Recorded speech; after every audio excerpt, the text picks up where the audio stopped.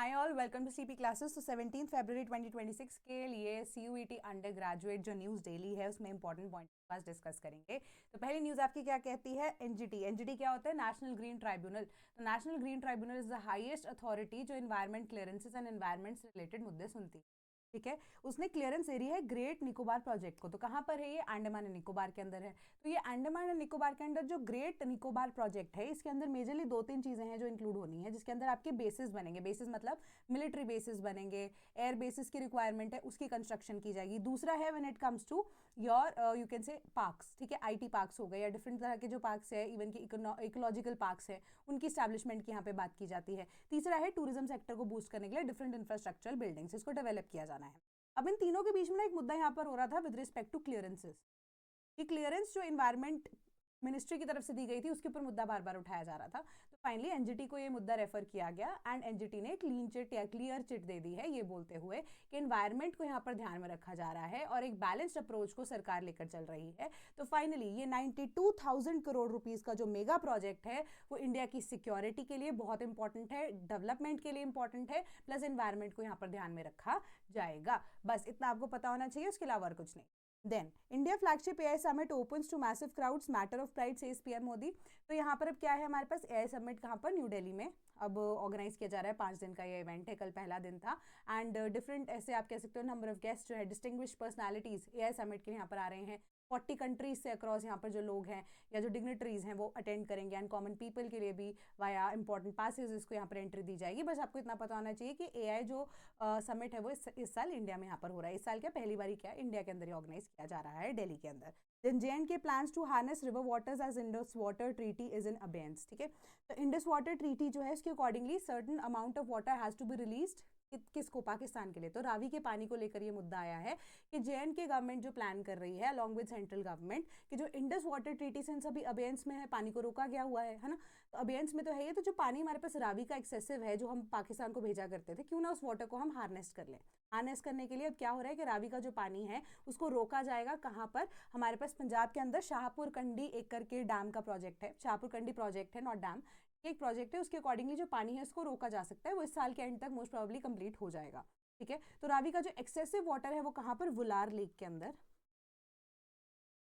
Use किया जा सकता है। तो ऑल ईयर राउंड यहाँ पर कनेक्टिविटी वहाँ पर प्रोवाइड करने की बात की जा रही है। एंड ये प्रोजेक्ट जो है, अब अगर आप देखोगे कि कश्मीर के अंदर तुलबुल नेविगेशन बैरेज प्रोजेक्ट है, उसके थ्रू भी ये पानी रोका जाएगा। ठीक है, 2 पॉइंट्स पे पानी रोकने जाने की बात की जा रही है। तो यही पानी जो है इसको हार्वेस्ट किया जाएगा एंड यूज किया जाएगा डिफरेंट अदर प्रोजेक्ट्स के। तो ये प्रोजेक्ट जो है पहले से बहुत पुराना प्रोजेक्ट है, बट 1987 में इसको रोक दिया गया था ड्यू टू कि पाकिस्तान ने बोला था कि इंडस वाटर ट्रीटी के अकॉर्डिंगली इतना पानी हमें मिलना ही चाहिए। तो उस टाइम पे ये प्रोजेक्ट रुक गया था। अब सिंस ट्रीटी अबेयंस के अंदर है तो ये पानी हम यूज कर सकते हैं। Then DGP gets president's medal for distinguished services. तो आपको बस नाम होना पता होना चाहिए, सागर प्रीत हुड्डा 1997 बैच के आईपीएस ऑफिसर हैं, डायरेक्टर जनरल ऑफ पुलिस। उनको president's medal for distinguished services, one of the highest recognitions दी गई हैं पुलिस के कॉन्टेक्स्ट में या पुलिसिंग में जो उन्होंने काम किया है। ठीक है, उनको ये अवार्ड दिया गया है। Then constitution bench to hear pleas against DPDP act. ठीक है, तो पर्सनल डेटा प्रोटेक्शन बिल की यहाँ पर आपकी बात की जा रही है, डीपीडीपी एक्ट एंड इसका यहाँ पर ना हमेशा से मुद्दा चल रहा है आरटीआई एक्ट के तहत। ठीक है, तो ये 2 डिफरेंट एक्ट्स हैं, बस आपको इनके नाम पता होना चाहिए। इसके अलावा और आपको यहाँ पर कुछ भी पेपर में नहीं पूछा जाएगा कौन सा सेक्शन क्या बोलता है। यहाँ पर इतना डिटेल में आपका कभी भी जनरल टेस्ट वाला पेपर जो है वो नहीं आया है। बस आपको इतना पता होना चाहिए डीपीडीपी एक्ट क्या है ना आरटीआई एक्ट, बस और कुछ भी आपको नहीं यहाँ पर देखना है। Then January trade deficit widens before US tariff relief kicks in। तो US टैरिफ जो हमारा 50% था वो 18% रह गया, बट वो अभी फाइनलाइज होना है फरवरी के अंदर। बट अगर हम जनवरी की बात करें तो हमारा ट्रेड डेफिसिट हो गया, मतलब हमने इंपोर्ट ज्यादा किया है, एक्सपोर्ट कम किया है। तो हमारा 12 मंथ ऑन मंथ बेसिस पे, मतलब 12 महीने के बेसिस पे अगर हम मंथ ऑन मंथ बेसिस पे इसको देखते हैं तो हमारा $71.24 बिलियन का जो आप कह सकते हो डेफिसिट वो हो चुका है। ठीक है, एक महीने के अंदर ये हमारा जो डेफिसिट है ट्रेड डेफिसिट वो बढ़ चुका है। तो 12% से ये हमारे इंपोर्ट्स जो है वो राइज हुए हैं इस महीने के अंदर, दैट इज जनवरी के मंथ के अंदर। एंड हमारे एक्सपोर्ट्स 5% से गिरे हैं एंड ये 5% की वैल्यू कितनी है? $36.56 बिलियन रुपीज। ठीक है, बस इसके अलावा और आपको कुछ नहीं पढ़ना है।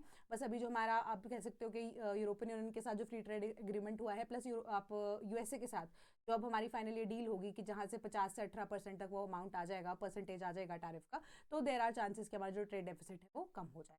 देन एनपीसीआई ने एक्सटेंड किया है UPI one world to AI summit for foreign visitors.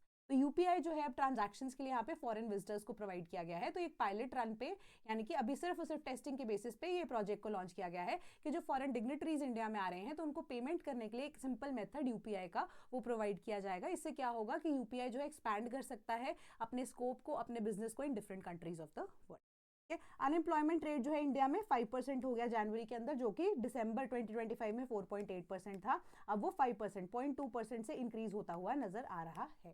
ठीक है, बस आपको इतना पता होना चाहिए, दैट इज इट।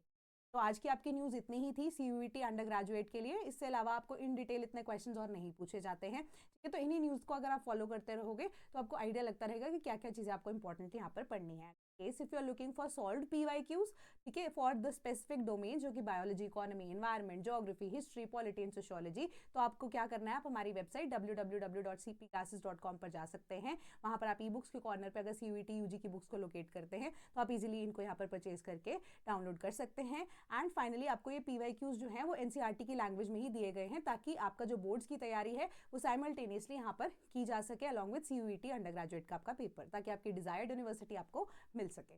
ठीक है, तो NCERT की लैंग्वेज में आपको इतना माइन्यूटली यहाँ पे पता लग जाएगा कि कितनी डिटेल में आपसे क्वेश्चन पूछा जाता है, क्योंकि कंप्यूटर बेस्ड टेस्ट है ना, तो आपको इतना माइन्यूट डिटेल्स जो है वो कहाँ पे आप आंसर गलत कर सकते हो उतना यहाँ पर सारी कवरेज आपको प्रोवाइड की गई है। स्टेटमेंट वाइज आपके आंसर्स जो है वो सॉल्व किए गए हैं इन सिंपल लैंग्वेजेस जो कि आपके NCERT की लैंग्वेज के साथ ही रिजेंबल करते हैं। ठीक है, तो कोई भी डाउट होता है तो कमेंट सेक्शन में आप जरूर बताइएगा कौन से और टॉपिक्स पे आप चाहते हैं कि मैं वीडियोस बनाती रहूं जो आपको समझ में नहीं आ रहा है मे बी, तो we'll take up that also. ठीक है, अंटिल देन पढ़ते रहिए। Thank you so much.